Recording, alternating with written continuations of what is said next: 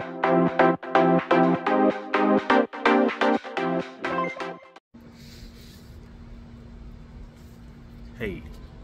it's Uncle D again. Before we get started, I just want to, I don't know, maybe I call this a trigger warning or something. I'm going to say some shit that you're not going to like. Just FYI before we get started. If you don't know my content, welcome. Sit back, relax, enjoy the show. First thing, I was just talking to a friend of mine. We were having a conversation because I asked her, where did she get her ideas about what it is to expect from a man in a relationship? Because I've been listening to people over the past couple of days talk about what it is that they expect from men in relationships. And I struggle. Let me just say that I struggle with listening to women talk about what they want from men in relationships and what their expectations are, because most of them are really unrealistic.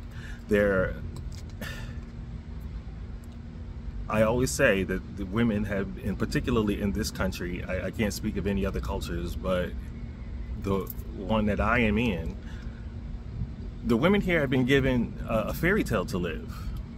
They've been taught that a man is going to be faithful to them forever. And now I'm not saying that he can't be. I'm just saying that evidence says there's a lot of evidence to the contrary. Women are taught to expect security from men. I've talked about that before. Leadership from men. I've talked about that before. I think that's weird to expect somebody to have leadership qualities because they have a penis. But I thought of a conversation that I was having with someone years ago. Me and the person had a money transaction that we were doing between us. And the person that I was dating just happened to be in the vicinity. So the person brought up the money transaction in the presence of the person that I was dating. And I had to say, whoa, let's go somewhere else and have this conversation. Because I don't talk about money in front of other, even if we're dating. The only money we talk about between me and the person that I'm dating is the money that is exchanged between us. Money coming from other sources outside of that is not a conversation for them. So I wondered, I said, when you were growing up, did your mother have conversations with you about men and money? And the person said no, they had never had a conversation with their parent about that.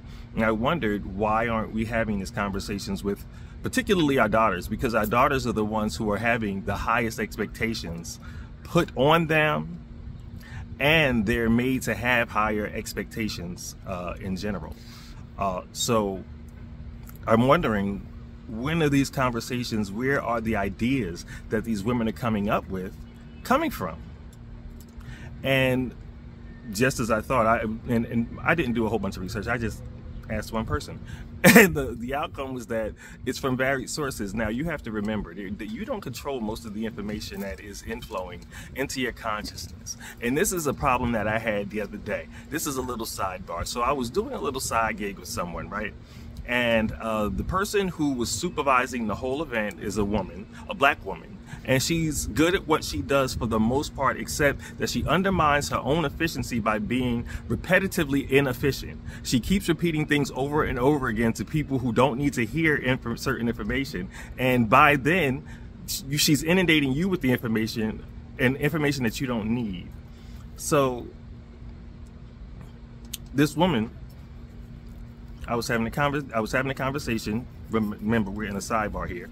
I was having a conversation with this particular woman who was over this project that I was working on, and she said that what she wanted was to come home to someone who, if she was having a rough day and she was, full of angsty energy, and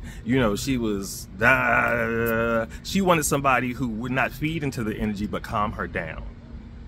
And I giggled to myself, because watching this woman in her work life, that's not something that she gives off. She never gives off calm. She never gives off peace. She never gives off understanding. She never gives off trust. She never gives off, I believe and I'm listening to you. She never gives off any of that. So you can't expect anybody to give that to you if that's not something that you possess. So I thought that was funny. Back to the other person, the conversations, where do we have these conversations about what it is to expect something from another person? I've been doing the research that I have come across and been doing says that women, for the most part, and I want y'all to get into the psychology of this, because I don't think I think you guys passively understand, and I would like you to actively understand. And what I mean by that is take action with what it is that I'm saying. Women were another form of chattel. Women in this country, women were, and I don't know, and again, I'm not speaking about any other country, historically in this country, women were another form of chattel. You were traded to your husband so that he could have babies, because men can't have kids, so that he could have babies. You were the person that was going to bring that. Again, I spoke about this before too. It was also, if you came from a family that had means and the person that they were going to marry you to had means, it was usually a political or power thing. You were trying to gain power in the community by joining lands or joining titles or whatever it is that you were trying to join. You were trying to get those things together so that you would have more influence in the community. Those types of, but women were not equal partners. The fact that you all didn't get to vote until the last century, you should consider that when you think of presidential candidates. The fact that you all were traded, literally, and oftentimes a man was supposed to give something to the family of the woman that he was married. That's a purchase. If I give you money in exchange for goods, that is a purchase. In essence, it's human trafficking. It's a type of human trafficking that we have normalized over the centuries because we see it as a necessity for some reason. We find that we need that. What really troubles me is that we have not thought of ourselves outside of the basic, what is the word that I am looking for? Most of us are looking for somebody who will fuck us for the rest of our lives, and that is pretty much our end goal. We might have some other things we want to do in the meantime with those people, or maybe with some other people while we're holding this person hostage, but it is more to find somebody who will fuck us for the rest of our lives. Maybe take care of us too. Maybe that. It's curious that we have that idea that that is what relating to other people is. It is if it's not a dependency, it's a transaction. And how did we get to that? Most of the girls, the young women that I hear, if a man does not have money, some sort of power, some sort of assets, they go, what is he? What can you bring to me? What good are you to me if you don't have X, Y, and Z? Okay, let's turn the tables. If the woman had nothing and the man has all these things, and he goes to the woman, what can you bring? We go, that's fucked up.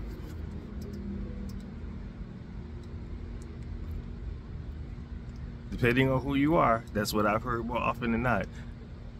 And I don't know how we got to expect all these monetary, tangible things from men. Because I'm curious too, what is it that men, and any man who happens to see this video, please feel free to comment and let me know. What is it that you all are taught to expect from women other than pussy and children? I'm curious. Because do you all spend time learning how to communicate with the females of your life so that the communication is more effective? Do you spend more time learning how to understand her thoughts, her motives, the history that she calls her life? Do you spend more time trying to understand that? Or do you just deal with her day by day and get by, communicating when you need to in order to keep the household at the minimum level of peace that you can achieve? And that's what I'm talking about. We sit and we bide our time doing these things for absolutely no reason because we don't have any higher purpose behind it. We don't have any higher purpose behind finding somebody who will fuck us for the rest of our lives, maybe give us kids, and might take care of us should we get sick. Those are really in the back of your head. Those are the things that you are hoping that this person will stick around for. And we have to, I don't understand how we got that. I listen to very little I must say, because it nauseates me, to listen to the relationship podcasts that are now on social media in abundance, where you have these young men who you can tell have no father figures in their life, no actual substance of what the idea of manhood that they project or is trying to project. They have no idea how to get to that idea. And yet they're expecting something from women. They have no idea what to expect from themselves right now, let alone what to expect from a woman. But because in our society, we push the idea of mating. We push the idea of mating from the time that kids are little, from the time that a girl is little and we stick a baby doll in her arms. And when she comes to understand where babies come from, she's going to have to mate in order to get one of those. Subliminally, that is what you're doing. You're teaching her to mate when you stick a baby doll in her arms. You're telling her that is going to be what that's what you're supposed to be. The things that push humanity forward are not just pushed forward by having more people. They're pushed forward by people not having to take care of children sometimes and being able to concentrate on really complex ideas that will move mankind forward. But we negate that because we're taught that that's what you're supposed to do. You're supposed to grow up, you're supposed to have kids, you're supposed to, well, get married and then have kids. That's not the order that most of us do it in, but I really don't know what we're doing. So that brings me to a conversation that I had the other day, right? So I ran into somebody that I hadn't seen in quite a while, right? And they have just become a new grandparent. This is, I think, their first grandchild. They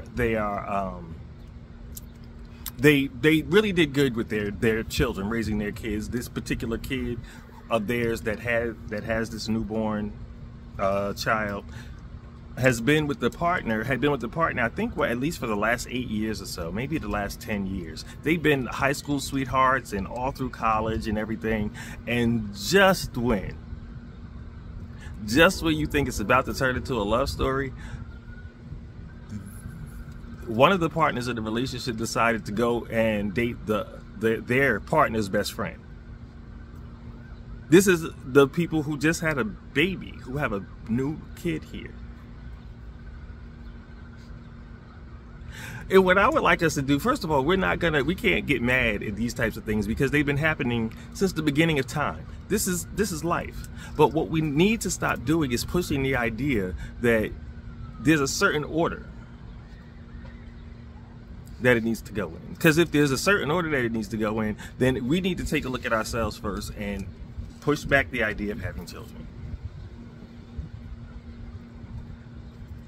We need to get, but we're not ready to do that because we think that you need to do it right now while you're still young, because that's what you've been told, as opposed to, you think you need to do it while you're young and have energy, as opposed to when you're older and have patience.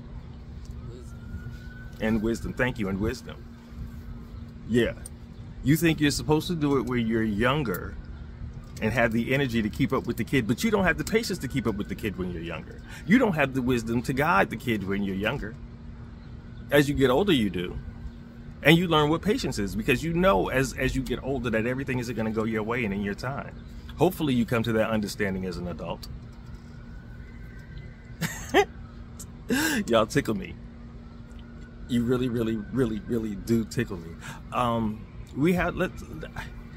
We're trapped by our own ideas in our society.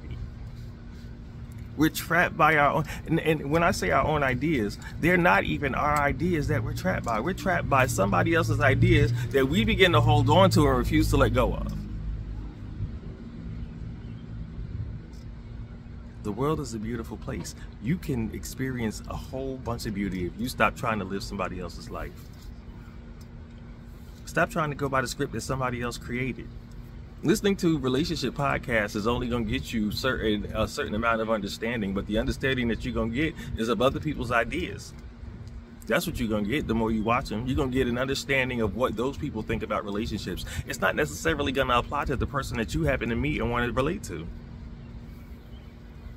And please throw out these ideas of, I don't want to ask you to throw them out because I don't have the substitute to ask women to throw out the ideas of asking men to have material things. What I'm saying is, if you're gonna do that, look at it as honestly as you possibly can. That's a form of prostitution. Told you wasn't gonna like what I said. It's a form of prostitution when you require a man to have money in order to get in bed with you, because that's basically what you're doing. He has to have this, he has to have this, you're a whore. And no disrespect, if that is what you want to do, please, by all means, do it. But let's call a spade a spade. Let's not hide behind pretty language, because the one thing that keeps fucking us up is that somebody can tell us that the sky isn't really there. That what you're experiencing is not really your experience. They can obfuscate it. And we agree to it. We agree to it. The moment we jump into bed, the moment we start engaging with it, we agree to it. Like voting. Once you agree to vote, you are now part of this whole thing. You agree to the fact that you believe that voting is going to make a difference. That's all I'm going to say about that. Stop agreeing to things that don't make any sense. Stop agreeing to things that don't make any sense. We do it way too often. We do it in this society. We speak without education. We speak without, basically, because I don't want to make it sound like a bad thing. People speak from the point at which the point of knowledge at which they've reached. So if I'm talking to you and you keep saying a certain type of thing, I know that that's the epitome of, that's your top, that's your zenith, that's as far as you can go. And we haven't thought about going further. We don't test our intellect. We don't test the theories that are put in front of us enough in society. How many people believe this? Just join me real quick on this. How many people believe that black people and white people have kind of the same opportunities? But that's the idea that they'll tell you. That's the idea that they will sell you. Is that we have to say, all you have to do is apply yourself. Oprah did it. Look at Magic Johnson.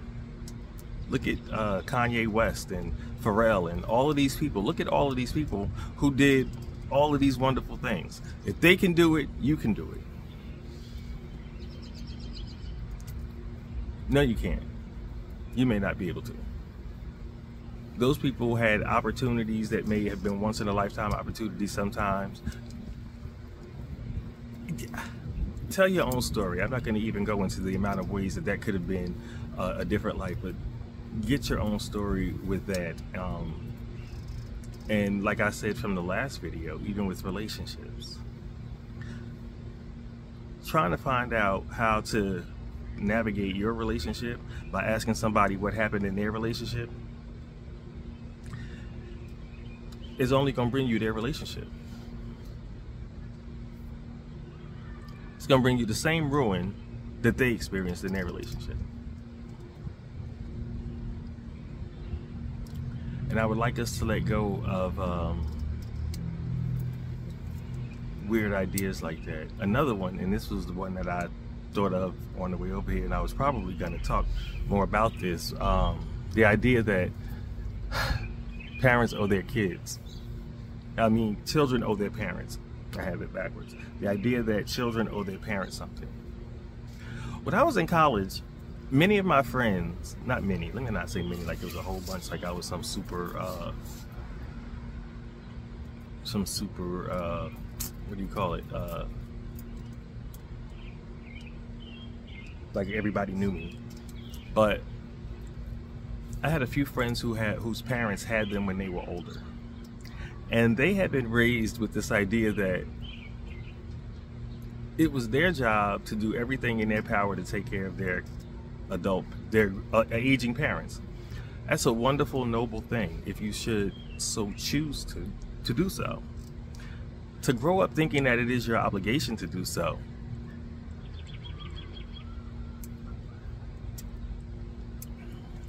I don't know what to do with that idea. And many parents that I've witnessed raise their children with that idea, like, you owe me. I did this for you. I did that for you. You didn't have to be here type of thing. But where'd you get that from? I did. Then how did you say it? Why are you saying it? Where does that come from that your kids should owe you something? I think that's the wildest reverse psychology type boomerang head trip that you could possibly give to somebody. You bring me to a place that I know nothing about, and now I am forced to live under your tutelage for who knows how many years. It depends on my mental capacity, basically. And I owe you for that?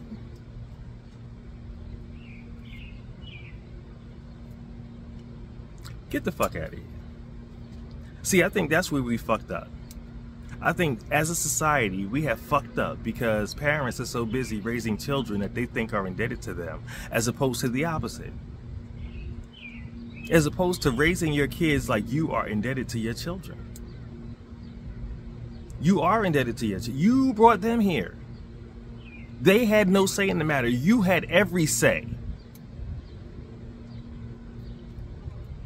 So how is it that you think that they owe you, that they have to take care of you? Why not live your life in a way that your kids don't ever have to worry about you? Why not plan for that?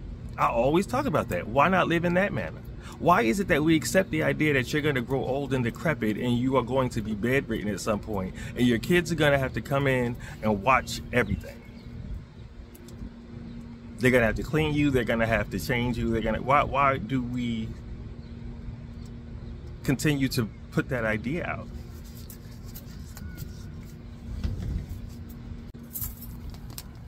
Okay, I know, so we're jumping all over the place, but we were just talking about the case, if you watched the video from last week, with the young lady who, she's about 13 or whatever, and her mother brought a man into their home, and he assaulted her, and the young lady told her dad, who wasn't living in the home, and the father asked her. We were just discussing the utterance. What happened was the father said to the young lady, "What do you want me to do?" And we were discussing, is that like a spontaneous utterance? Did he really is he really asking her the question? What is it? Because my thing is, as a man, the first thing you think if somebody does that to a child, even though I'm not a parent, is you want to kill him. Like there's little else in between killing them. You do think jail, but you also know the process that takes, and there's a chance that they might get off. So in your head, you're like, what do you want me to do? Particularly since the young lady was 13. She was probably pubescent or whatever. She was able to understand certain things. I don't know if that was, again, some of my friends said that it was like a spontaneous utterance when the man, he was like, okay, that was just his first thing that he could think of, or what should we do type of thing. I don't know. Most men, like I said, would probably think to kill him. But you have so much in that comes with that. Deconstructing these ideas is not simple, and there's no one fix, and there is no one answer. You have to take it case by case, and you have to weigh everything that is going on in the present moment. I think we haven't gotten to the point where understanding what we're asking of people.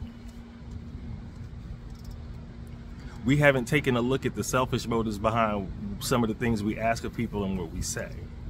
Now, here's the one thing that I did, and this helped me a lot with dealing with when I think people are doing things to me, right? Because sometimes I could be in that victim mentality. Somebody's doing something to me. It's not that somebody's doing something to me. Everybody is out trying to get what they need for their life. And if you understand that that is the simple mode that everybody operates, everybody is just out trying to do whatever it takes to make their life into the thing that they think it needs to be, right? So you can't get mad at anybody for doing anything that they're doing. Most of the time, you know, obviously there are people who overstep and, you know, trudge through. You have to put them back in to their place, make sure everybody stay in their lane. But at the end of the day, that's what most people are trying to do. There are people with nefarious. Now remember, we talk about the bell curve here. We're talking about the piece that's in this part. There's always going to be people that fall outside of what it is that I am saying. But for the most part, the people that we're talking about fit in here. Understanding what you're asking of somebody, though, is one of the best things that you can probably do if you want to increase the amount of relationships and the quality of the relationships that you have in your life. Again, back to the woman that I was talking about earlier that I was doing the work with. Again, this is a bright black woman. She's known throughout the city. She has a lot of things going for her, but her problem is that she doesn't know how to talk to people. I don't know what she's been through in her life, but I can tell, and I would stake my degree on this. I can tell that she has been abused in very specific ways mentally, and she doesn't see it, and she takes that abuse and she copies it and does it to other people. She's the type of person, when in a high pressure situation, what she'll do is she'll yell at the people who are working with her. She'll yell at you and she'll belittle you, and she'll say things to you to undermine you. She won't listen to you when you're trying to explain yourself, but she'll come back and she'll apologize. That right after everything is calmed down, you know, I was under a lot of stress, I was under a lot of pressure, I apologize, it's just that we have all these things going on. But then she'll turn around and she'll do it again the next day. That's abuse. When you continue to do the same thing to somebody, with no change in your behavior, that's abuse. Particularly when you apologize for it, because that's gaslighting. Now you're making them feel like you actually understood what you did, and that you were going to change your behavior, because that's the actual apology. It isn't the words, it's the change behavior. You made them believe that, and then you turned around and you did the same thing again. And you do it. This is such a habit. Like, this is your everyday. This is how you operate. You have no other mode of operation other than this damaging way. This is how you treat people. And you wonder why you can't get a man. You wonder why all the men seem to fall short of your expectation. You don't know what to expect from you. You haven't brought the energy to the relationship that you are seeking. If you brought it, you would understand that you don't possess it now. You can't be the person with anxiety who always is at a 10, always taking your problems and frustrations out on somebody and expecting people to understand all the time. You can't expect that in a love relationship. You can't expect that in a friendship. You can't expect that in the relationship between you and your children. How dare you? That's abuse. For anybody who does not recognize it, that's abuse. Again, I told you I'm going to say some things that you don't want to hear. Some things that we're going to make it plain. Like I said earlier, when you trade your relationship status for material things, that's a form of prostitution. You can hate it all you want to. It is what it is, and I'm not judging. Do it if that's what gets you to the place that it is that you feel you need to be in your life. Do it. Do it until it hurts. You better learn how to stop when it hurts, though. Some people don't know how to stop when it starts hurting. They keep going, thinking that the hurt has now become a part of what it is they're supposed to experience, not realizing the hurt is telling you to let go. Pushing past. And a friend of mine said something to me earlier, and I want to address feelings, because we think we take our feelings and we wear them as a badge. These are my feelings. I get to feel what it is that I want to feel whenever it is that I am feeling it. My feelings are valid. And we learn all these little stupid sayings like that. Let me share something with you about feelings. What you feel in any given situation is just a practiced response that has registered itself in your body. That's all it is. It is not you feeling something magical and magnetic and ultra ethereal from the universe. It is the fact that you have been traumatized so much that every time your body recognizes a situation that is similar, it responds the same fucking way. So you think that you have some sixth sense when all it is you have put your body through so much trauma that all the chemicals that start coming out when that trauma happens, they have pulled into this place. And now they're here and you feel it every time something similar registers inside your experience. You haven't deconstructed feelings enough to sit and tell me that your feelings are valid. You don't even know how to use your feelings. You don't even know that your feelings can be used. Your feelings are supposed to be used to bring to you what it is you want. If you want to feel happy, you have experience in your life feeling happy. Turn on the happy emotion. You've done it before. You know how to switch from being an angry or depressed person into being happy. Let the phone ring and it's your kid's school. All of a sudden, you've gone from being a ranting and raving mother into the professional that you were 3 hours ago at work. Hello, may I help you? Well, yes, this is her. Well, yes, yes. Give me a minute. Let me check and see. Now you're all professional. That's called transmutation. It's alchemy. That is how you switch. That is how you change. That is how you get the things in your life that you want. Switch that feeling over. Instead of dwelling on the things that keep the chemical of depression and stress and anxiety going, you actually have the power within you to change your thoughts. You can take over that channel and bring one of those happy thoughts from the past and replace it. And then as you practice doing that, that thing in your body that you begin to feel moves. It dissipates. Now, every time you come across that situation that used to register as stress, it now registers as happiness because you have trained it in your body. That is how your feelings are supposed to work. Any other way any other reactive way that you are experiencing them is a waste. The only way you experience them reactively to tell you that this is the type of situation where danger is. This is the type of situation where joy is. You've experienced this joy. You've experienced this before. That's what that's for. You don't have to keep replaying old scenarios in your head all day, every day, planning for situations and scenarios that will never come to pass. You with me? I hope I didn't lose anyone. So just like when that phone rings and it's your kid's school or it's your boss, just like that, anytime you are sitting in unhappiness, anytime you are sitting in stress, anytime you are sitting in anxiety, you can change that feeling. You can transmute that feeling. You can alchemize that feeling, which will then change it in your body so that the next time you run across that stress response, it no longer registers the same way. We haven't been taught this in school. A friend of mine today texted me. He's my friend. I text him every day. Not words of encouragement, more like affirmations and type of things, more teaching tools, things like to start your education in self-discovery, basically. And this is the second time he said something like this to me. I find it so cute. He texts me, he's like, "What have you done with Antoine? Where's he?" Listen.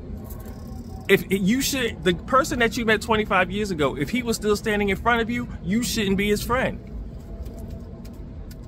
If you are still friends with the same people that you were, and they're the same person, they haven't changed any, you are doing yourself a disservice by holding on to those people. What new thing are they going to teach you when they haven't taught themselves anything new? What new thing are they going to bring you when they haven't brought anything new into their lives? They have practiced the same old attitudes, ideas, and behaviors regularly, expecting a different result. We know what that is.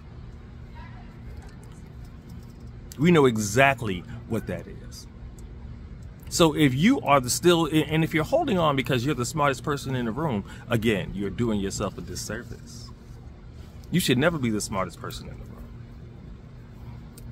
You should always be somebody that you're looking to learn something from. So I'm really hoping that there will be some questions, comments, because I'm curious as to what it is that, and this is a genuine question to any women who are watching this. Genuine question. I would really, really love to know. What is it? First of all, 2 questions. What is it that you expect from the man that you want to date? 1. And 2, where did you get the idea that you should expect those things from him? And when you get an opportunity, whoever it is that you are involved with, man, woman, chick, child, or sheep, when you get an opportunity, if you communicate with them, ask them what ideas it is that where they got their ideas about what to expect from you. And ask them what it is they actually expect from you. I don't think we have those types of conversations because I think sometimes we're scared of the answers that we're going to get. But I think that is a worthwhile question because I think that's the next. Listen, what is it that you want from me? What is it that you think it is I'm going to do for you in this situation that we are about to create? I need to know. if I can live up to that expectation before we get halfway in. And now you expected something and I ain't never heard it before, but it was in the back of your head, so you thought I knew. Yeah, because we do that. We will hold on to something in our heads, never hear it come out of our mouths, but expect somebody to telepathically pick up on it, that they should have known what it is we wanted. No. No. Stop expecting that from people. Stop expecting people to automatically know. Say it. That way you can say I said it. I told you that what I like is, and you have not delivered. I told you that I don't like to be treated X amount of way, and you keep delivering that to me. I don't think this is going to work. See, part of the reason that we have blow-ups and stuff at the end of our relationships is because we haven't been honest throughout. You won't have to blow up at the end if you get it out at the beginning. Listen, I'm not doing this part right here. If this is what you're signing up for, I'm going to take the check and go. Check, please. I'll take that and go. But no, we like that new feeling. We like that whole new car smell of the relationship. We get there, we think they're gonna see us for the wonderful person that we are, and they're gonna want to give us the things that our hearts desire. It's bullshit. It's childish. At our big grown age, to have that mentality, to think that somebody is supposed to get it from you at the ether. Have that conversation. See, the problem is when you don't know you well enough, you don't know to sit down in the beginning and say, this is what I want. Or this is what I require. This is what I will not stand for. This is what I will take. This is where I am headed. Where are you headed? Do you think that we're going to continue to go on the same path as we continue to go along? Are the things that you plan to do and the things that I plan to do they cross over enough to keep us going in the same direction? Or is some of the things that I'm about to do getting ready to turn me around and head me to the east? We haven't sat with ourselves long enough to know what it is we want thoroughly, so that we can communicate it to the person who is sitting with us or lying with us. And then we expect them to know you can't do that. That is why you, at the end, have to bail out and is crying and cussing and fights in the street and mad texts going back and forth and all these hanging up phone calls and all the rest of this bullshit. Because you weren't honest throughout the relationship. It didn't have to go 7, 8 years. You could have did this, had fun, and got it over in 2. Because ain't nobody said you ain't have to date them. You just don't have to drag it out. Learn when to let go. A lot of us get hooked on something, and that's one of the things I don't think we discuss enough, is when to let go in this society. There are things you have to learn how to let go. You better learn when to let go. People will drag you through their lives because you haven't let go.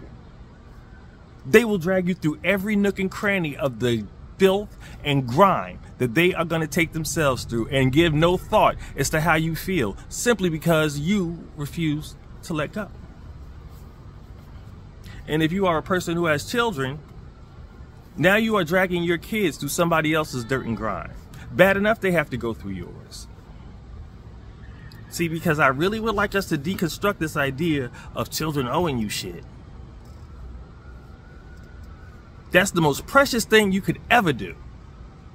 And I don't, maybe, I don't know if people I don't know if people understand or not. That is the reason why I talk about parenthood the way that I talk about parenthood, because I think that children are precious, and I think that the time that you give to a kid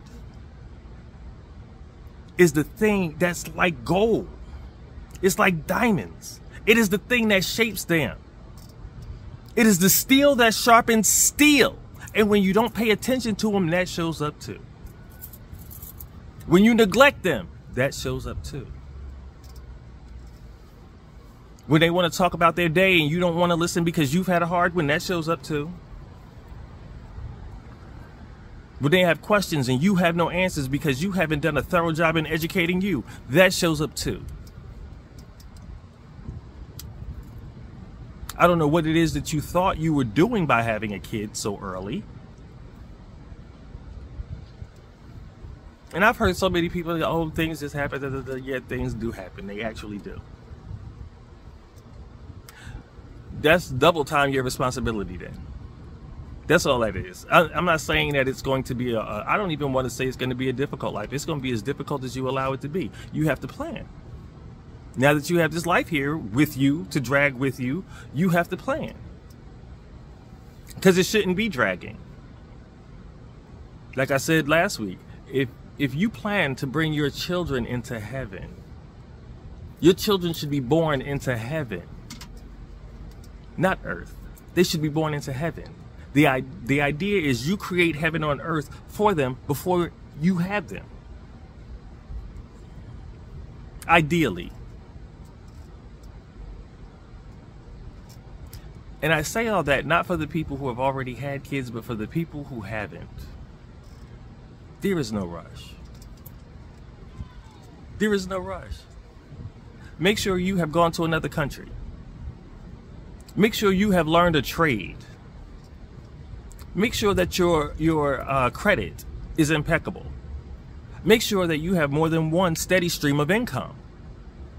Make sure that the ideas that are rattling around in your head are clear to you, so that you don't bring kids here and pass on confusion. There's enough of that. I was watching this woman today on social media, it had to be TikTok or something, and she was talking about, I think it was a woman, or it might have been a man. Anyway, the person was talking about how there is a part of America who hasn't experienced any of this. And they still have ideas that we are subservient to them and that we are less than them. And no, this was on the radio. I think I was listening to this, and no, it doesn't matter. At any rate, what they were saying was that there are women, it was that washcloth thing about how white people don't use washcloths. They were talking about that. The reason behind that, these women were saying, this isn't my allegation, this is what they were talking about on whatever it was I was listening to. They said that it is because white people are taught that black people have to clean our skin more because we don't have pure skin. White people have pure skin, so they don't have to clean as much. Falahi, I am not lying. But think about this. That's funny to us because we know that they're dirty. But what's not funny is those ideas are past. If those women are our age, let's say, they have kids that are your kids' age who they have now passed that idea to. And some of those kids now have kids that they have passed that idea to. And that is the problem. We have pockets of unchecked ignorance in this country. And the government would have it so. They don't give a fuck about educating us in any way except it's in a way that's going to improve industry and make them money. That's it. That's it. That's all. Independent thought is a weapon.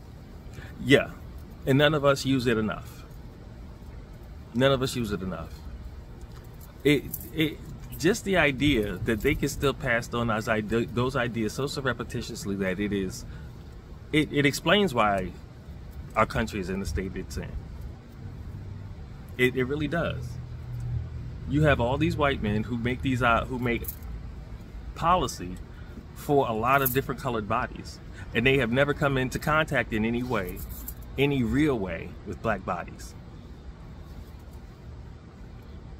And we endure it. So you have to teach your children, you have to give yourself the opportunity to educate you before you bring other minds here. You have to do that. It's worth it to do that. It's not worth it to bring... It is not worth it, in my opinion. Let me just say this is my opinion. To bring kids here into a household where there is dysfunction and depression. I watched it happen again and again. You are just creating filler people. You're creating worker bees. That's all you're creating. You're not creating people who are going to affect the substance and history of this country. If that is what we really intend to do. If it's not, you can shut off the video and we can go do something else. There's a whole bunch of shit on Netflix that I still haven't seen. We don't have to have conversations like this at all. We can shut up and be entertained like they want us to be. Because see, that's when the emperor, not the emperors, the Caesars, that's when they built Colosseums, when they wanted to divert people's attention from what was really going on politically. When the entire country was going bankrupt, they would build shit to keep people entertained. Then they would bring people in the middle and kill them, or make people compete against one another, which is still what we're doing. It's just on a much bigger stage. It's not sitting in a Coliseum in Rome. It's in Hollywood. It's in Los Angeles with all these people, these clowns, doing all of the clown shit that they're doing over there. That is the smoke and mirrors now.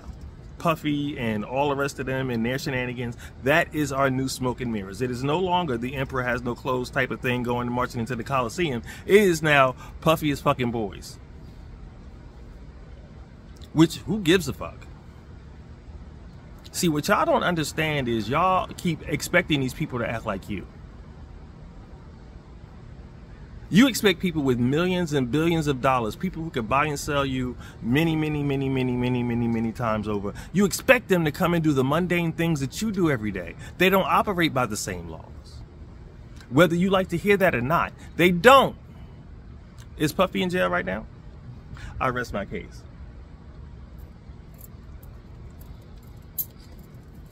And you can say R. Kelly and you can say Bill Cosby all you want to. For every R. Kelly and Bill Cosby, there's 10 more that you've missed. There's 5 more whose names you never heard of. There's 25 more who are trafficking them behind the scenes for them, who you'll never even know existed. Ever.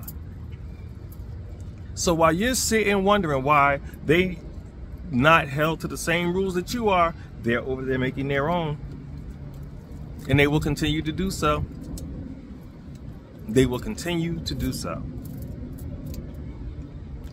Rules are for poor people like us.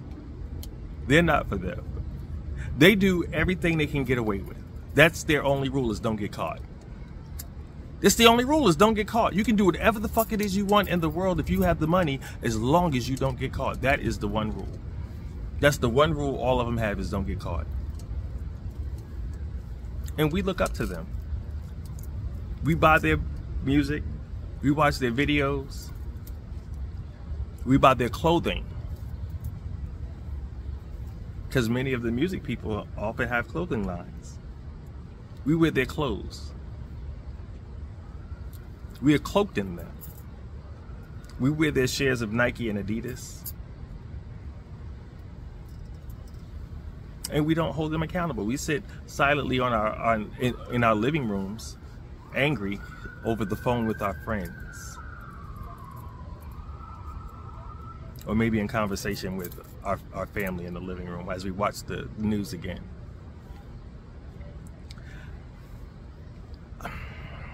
I dare anybody. I dare you. Just to begin. The best part, okay, so I was talking about my friend this morning, and he sent me the text message. He's like, who are you?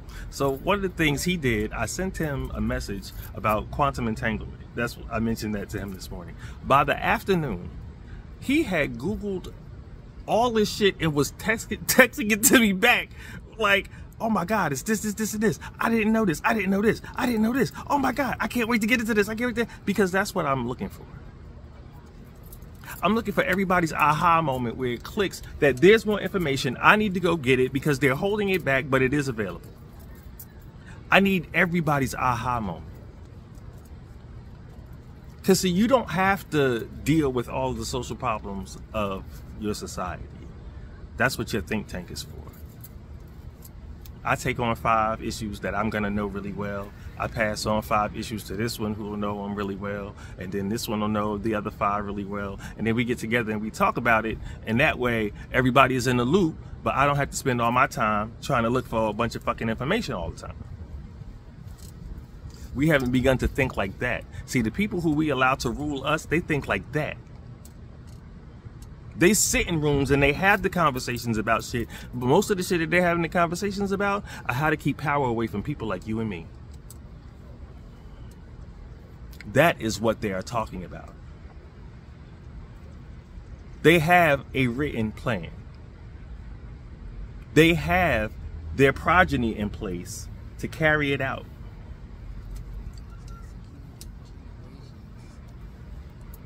And we are still trying to get our kids to get basketball scholarships. You see the disparity? You see how we aren't even playing the same game? We aren't even playing the same game. They are sending their ignorant children to great schools to specialize in things, mostly to specialize in ruling your children. Because that's what they're going to do. And they're going to bring all the ideas of their grandfathers to your children. Again. So that everything that you feel in your blood from your ancestors, it's going to boil up. I hope it boils up to the point of action, is what I'm hoping. I'm hoping that we get smart enough to know that either we need our own government in this country, and I'm talking about people who look like me, the same shade as me. Either we need our own government in this country, or we need to be in the same part of this country altogether so that we can watch one another's backs. I'm not sure which one it is we need to think about more, but we need to start thinking about it. Because there is nothing in this country that is for us. It is codified to keep us at a certain level. They'll let a few of you pass because few of us pass and get to a certain level, because that sparks the hope in you. That keeps you motivated to work. When you see people with millions and billions of dollars, it keeps you motivated to get your ass up and work for them, though. Because they know that you don't understand the formula of how to create that for yourself, and they're not going to give it to you. But they want you to come and work for them. They'll be glad to pay your bills. They'll be glad to give you enough money to go on vacation once or twice a year. They'll be glad to. They'll be glad to pay to get your kids braces. They'll be glad to pay for your hysterectomy.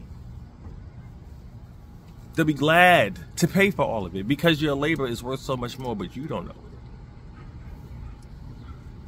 And because you don't know it, they buy and sell us cheap.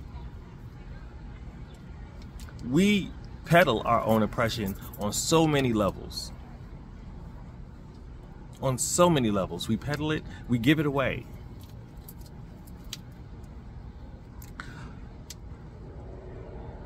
I'm not sure. Maybe I have a bias in me about how to proceed, but I'm curious as to hear other people's ideas about how to proceed. I'm curious as to how you all think society should go forth in a way that is going to provide for people of color in this particular country. I'd be curious to hear if you think that it is possible, and if so, how? And if you are a person who votes, I would like to hear you tell me how you think your vote is going to make a difference. Yeah. Good luck with that. So yeah, I look forward to hearing from each and every one of you. I thank you for watching. I appreciate it. For those of you who, so last time when I uploaded the last video, right? This was cute. I thought it was cute because I get maybe 10, 15 people who watch, right? But it was so cute because last time I uploaded the video to YouTube, but I didn't send it like to Facebook. I didn't tag anybody to look at it. And I went back a few hours later and like 10 people had watched it already. So who the hell is watching my video? And I ain't even tagged nobody. I thought that was cute though. So thank y'all for watching. Like I said, whoever you are, I appreciate you.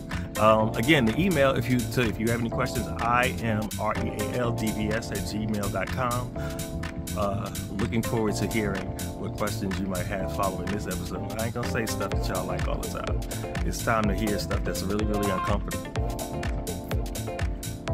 It's really time to hear stuff that's uncomfortable. And it's not even that it's uncomfortable, it's just that we've been taught to feel uncomfortable with certain information. We've been taught that.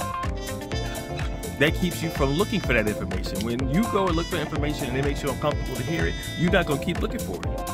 So they make it uncomfortable. They call certain things witchcraft, so that you don't ever go looking for answers onto how the universe works or how life works. People had figured out some shit before we got here. And they wrote it down. They just didn't, the people who intercepted it didn't pass us the ball.